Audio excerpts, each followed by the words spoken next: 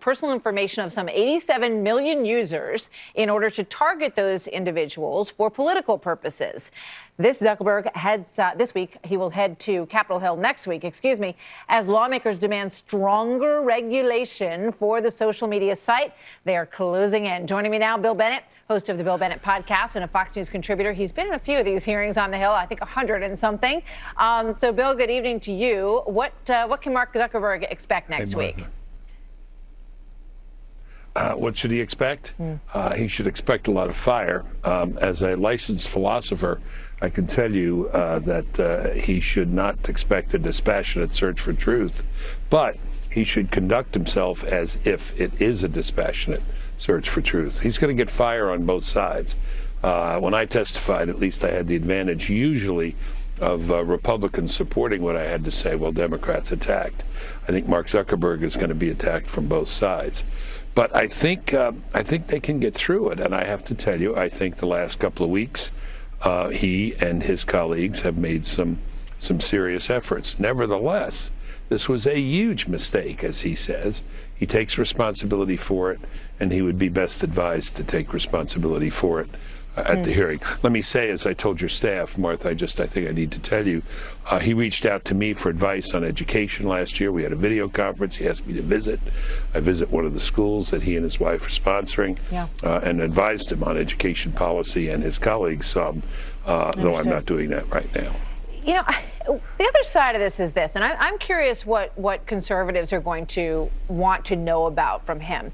But, you know, Congress loves to get corporate executives in the, behind that table and berate them and tell them that they need to be more regulated, right? Now, this is the other side of the coin. Anybody who's ever searched for, a hotel or a pair of shoes or a basketball hoop knows that the second that you do that, they've got your number. Yeah. They know exactly what to send to you. You sign off when you start posting pictures and looking stuff up online. You're giving up some of your privacy. We've talked about this for a decade, and now it seems like everybody's shocked that that's actually what happens. Yeah. No, I know. It's a little bit Casablanca, isn't it? No, one of my sons said to me, Dad, you're 74, and even that you're giving up some of your privacy when you do this. Right. So I will admit that, yes, I know. So why don't millennials, why doesn't everybody else? This isn't for free. Obviously, you can tell, and if you pay any attention to what's coming in, you see it's being sorted in certain ways. Of course it is. But look, this is a huge thing. 2 billion users, Martha. This is a technology that's amazing. Lots of people use it for very sound and positive purposes. My wife uses Facebook to communicate with friends and family, share pictures. People do this all the time. But people cannot be naive about it. No. Now, we all need continuing education, if you will, in what is going on in this process. But don't you think that some of this comes from the fact it's a serious discussion. That there was infringement of Facebook, and don't you think that some of this stems from the fact that there's this idea that infringement of some of these sites led to the election of Donald Trump? Yeah, I think this is implausible that it led to the election of Donald Trump. But this is what may animate a lot of the liberals and the Democrats. If you look at the actual money spent, as I've read it, that was spent in support of those ads, it's pretty small compared to when into the campaigns. On the other hand, Republicans think this is a liberal group, and I have to tell you, I think it is a liberal group. I think it tilts to the left, but there are a lot of people there who know they tilt to the left.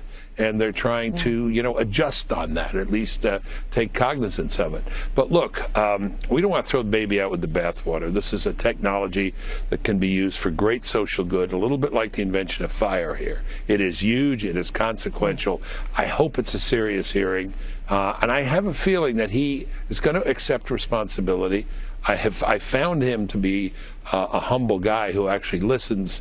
He's got 2 ears and one mouth and uses them in those proportions. He listened, I thought, very carefully to me and other people, and I was impressed by it. But he's going to get 2 earfuls at least from that hearing. I just hope some constructive things come out of it. Maybe regulation, and they've admitted that maybe that's what should happen. Yeah, but let's be constructive on this one. Bill, thank you. Always good to see you. Bill Bennett, thanks for joining us. Thank you. So coming up, Oklahoma teachers protesting for better funding, higher salaries, and their governor said this. Teachers want more, but it's kind of like having a teenage kid that wants a better car.